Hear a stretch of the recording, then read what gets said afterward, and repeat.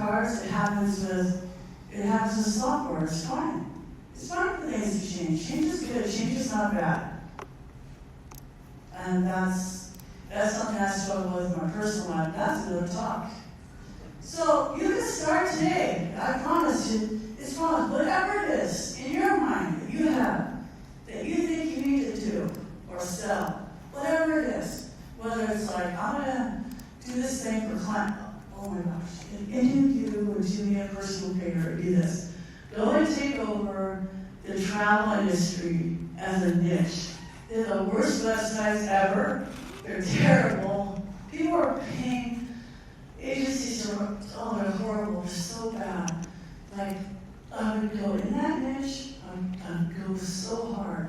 Whether it's the travel agents or the actual industry. Oh, yeah, so bad. But, like, if you could prioritize that, like, here's 3 templates, give us your $1,200, give us $99 a month, boom, done, easy.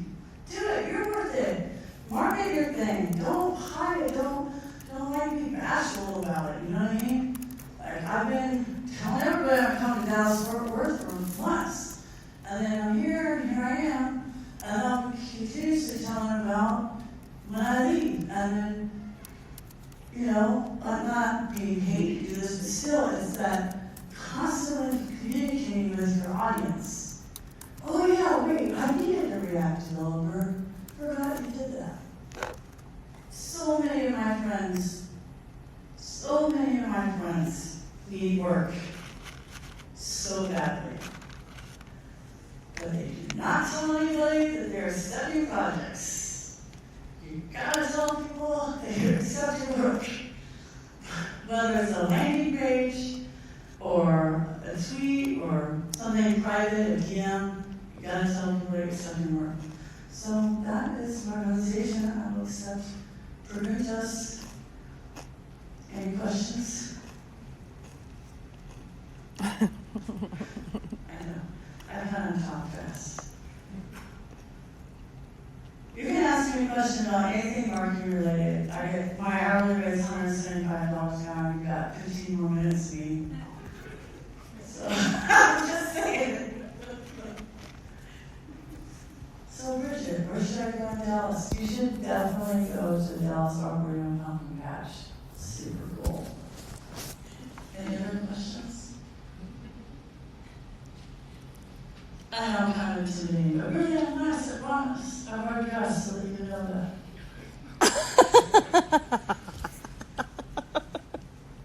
Are you guys just super polite? There's got to be somebody who at least disagrees with me. Maybe I'm used to more like. I kind of disagree with you about the statements regarding open source, giving away your software, because not everything that's built in the WordPress economy is an open source product.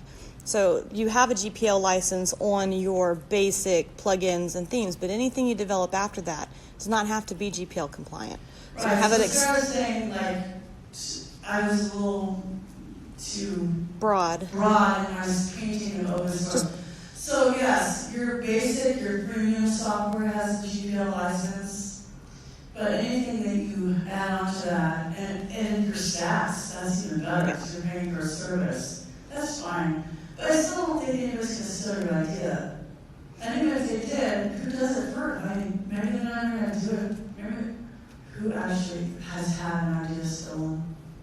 So, has anybody in this room had an idea stolen? No, but the other concept there is that you're not the only one with that idea. Oh yeah, you're not the only one with that idea. It's just who's going to do it. Uh-huh.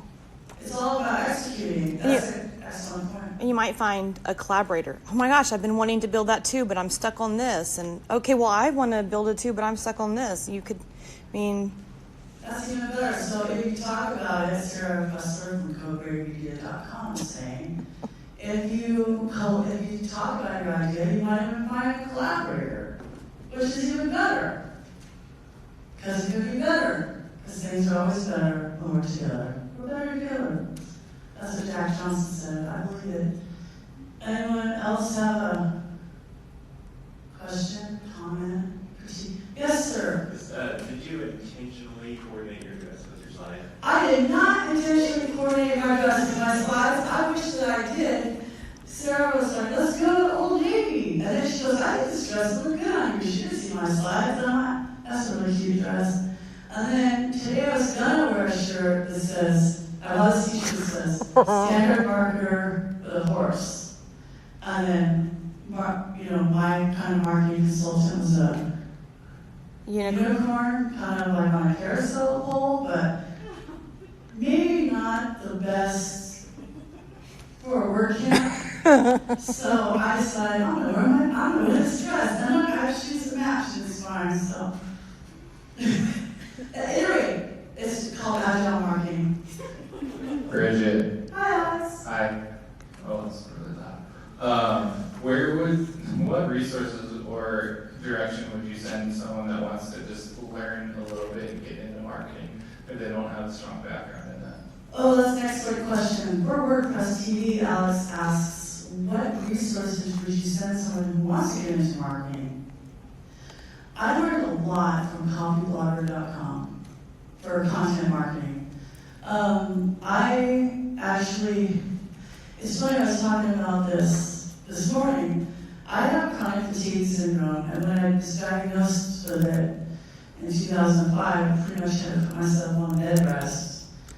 And the only way to break through that isolation was social media. So the adversity in my life led me to come to social media. So whereas some people go, social media is draining my energy, I'm like, that's how I'm not normally this like animated and stuff. I'm in bed with my laptop some days, So copyblogger.com, super good resource. I love Gary Vaynerchuk. I mean, he's got F-bombs. If you can't deal with that, then another person I really like is Scott Stratton. He wrote a book called Unmarketing that I really, really like. The first edition is good enough. The second edition, I'm like, a lot of times these guys come up with a really great book and then jump the shark. So Gary Vaynerchuk, Thank You Economy, Scott Stratton, Unmarketing, and then, I'm self-taught, like all of us are, and I didn't go to marketing school, I was going to be a teacher, but marketing is social awareness, so I practiced active listening, because really what you're doing is you're providing a need for somebody, and go to class. I wish, as a marketer, I tend to go to developer classes when I go to WordCamps. And I would suggest that developers go to marketing talks for that exact reason. Because you don't know how amazing Angular is until you hear somebody talk about it, The best thing to do is to not restrict your content consumption. You absolutely have to be a learner. So that's why I love the TED Talk by Stephen Johnson, Where Good Ideas Come From. Because he tells a story back in the Renaissance, in the Age of Enlightenment, people went to the coffee houses. Everybody had different kinds of backgrounds. And it's there they had these happy accents where their slow hunches became Eureka, And the thing is, I think we self-isolate. Our culture in this day and age is very self-harming in that regard. Because we like to be with people in our age group who do our thing. We only want to go kayaking with people who are between the ages of 40 and 50 on Sunday. And then we wonder why we don't have a more varied life experience, So talking to people that you don't even like can be such a good thing. Because you can always learn what not to do. Like, don't wear those shoes with that dress, right? So being open, but definitely tactics. Gary Vaynerchuk, he did it. He's not some trust fund baby. He is an immigrant from Russia. His dad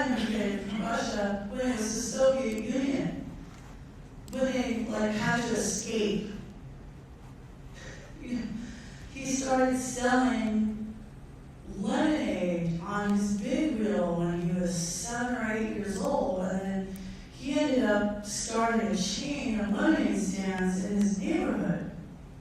It was crazy. Like, the biggest thing to do is to never be so far away from the actual work that your strategy is so wrong, the tactics won't work. So I love war things. World War II is the last really like, that sounded really awkward, but like, you can learn from that. That's when we're still proud to be Americans. It's not political, it's just everything after that was a dumpster fire, okay? But General Patton, I think, is amazing. When I watched that movie, because I read nonfiction, but I'm not that great of a reader. I like wonders and stuff like that. So I like to watch movies and documentaries, but the Battle of the Bulge shows me when the guy wasn't for Patton. He was the furthest away, but he knew the ground, and he knew his men, and he knew what they could do. The reason why those men were alive is because of his deep understanding, even as a general, of what could actually be done. You have to do the work. You know, you cannot be so far from being a practitioner. So that's one of the things Gary Vaynerchuk talks about a lot. When TikTok comes out, I'm like, oh, brother, do I have to learn one more thing? And that's where I am now. I'm an old man. Come on! It took me a long time to even want to use Snapchat. I'm like, why don't I do something that disappears in 24 hours? This makes 0 sense. And yet, people are paying hundreds and hundreds of dollars to have those filters. Then I'm like, oh, I like that filter. And they're branded. It's subconscious, like, you know, that kind of thing. But also look around. So one of the things I used to really talk about is when I worked in construction, I'd make a U-turn. And at the left light, there was a billboard owned by Clear Channel, always had Coca-Cola products on it. Now, Coca-Cola is 200 years old. I don't even know why they spend any money in marketing. I'm always going to drink Diet Coke. And on that corner is a 7-Eleven. So I don't need any of that. But even if I saw that billboard that was just there for eyeballs, and even if I made a U-turn and went into the 7-Eleven and bought a Diet Coke, there would be no way to report it, even if I told the employee, even if I told the employee and the employee told their franchisee owner, even if they told 7-Eleven at corporate, there's no way for them to know that $3 came because I saw that billboard on October 11th, 7:56 a.m., 2013. You know, we get so bogged down in all this tactics, but think about it. Why do they spend money? Ask questions. Questions are how we learn. You know, like, because that's what I did. I just go, why do they spend money to Clear Channel on that? There's no way to know. You can't click it. There's no UTM code, right? We're all in tech. We're expecting data. There's no data. There's no real data. There's only those bumpy things you drive over to tell you about the amount of eyeballs that will see that. That's it. So learn by reading people that actually do, not the people that do like this. Blah, blah, blah, blah, blah. I do this. I do product marketing for WordPress products. I'm not just going blah, blah, blah, blah, blah. You'll know the people that are hot air, so ask them a specific question you don't have an answer.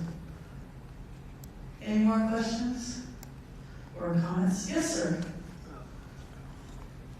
This is my favorite part. I wish it could all be Q&A. So, I've been kind of interested.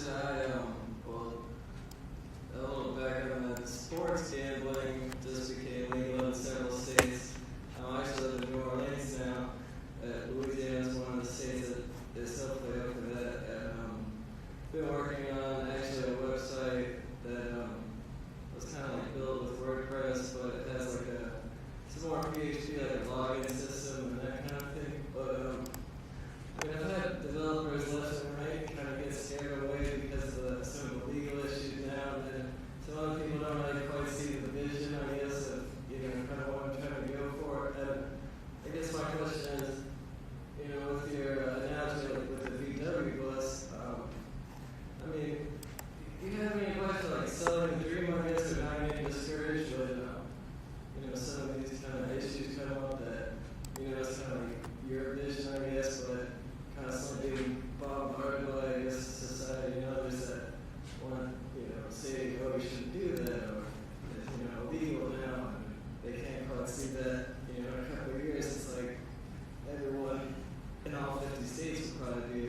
right. What's your name, sir? Matthew Zoll. Hi, Matthew. Okay, so Matthew's question is like, okay, I want to build this really efficient website for sports gambling, which is legal in some places now. Okay, so for you, I would say I would look to the cannabis industry. Because big time, they went to the same thing. So there are certain standards, Colorado, California, and my friend James Tryon in Florida is working on this cannabis hashtag and that kind of thing. I would do some research, find out what they did. Because you can get around it. I mean, one of my clients that trained me to do their social media is Penn Gaming. They're from Pennsylvania. They're the biggest online gaming. And they're going to be the first one that has an online real money casino. But the thing is, regulations are just regulations, right? So figuring out those problems, not that big of a deal. So what I would do is I'd reverse engineer and ask you. I'd go, what do you want this to look like? What's the experience? And then go, okay, how do I build this thing? Then you can talk to a lawyer, and they can help you with the regulations. Or even a sports firm, sports agencies. I mean, even in California, the NCAA, college athletes can now receive compensation from sponsors. The landscape is always changing. The idea is good. The idea is excellent, right? So build a thing where they can do it online easier, with the back end being WordPress and front end, I don't know, SAPI, jQuery, I don't care, it doesn't matter. The technology is not the problem. So I would start with, what do you want this to look like? What do you want the consumer be? If I want to bet on Dallas Cowboys, how do I do this? And then go backwards and reverse engineer that problem. I think it's an excellent idea. Any other questions? I think if you bet on Dallas Cowboys, you should probably just flush the money. Yeah. Well, in football, everybody has a period of time where they're the best. It was the Packers for a while, it was the Vikings, it was the 49ers, losing people, but that's fine. I'm done. Thanks for having me.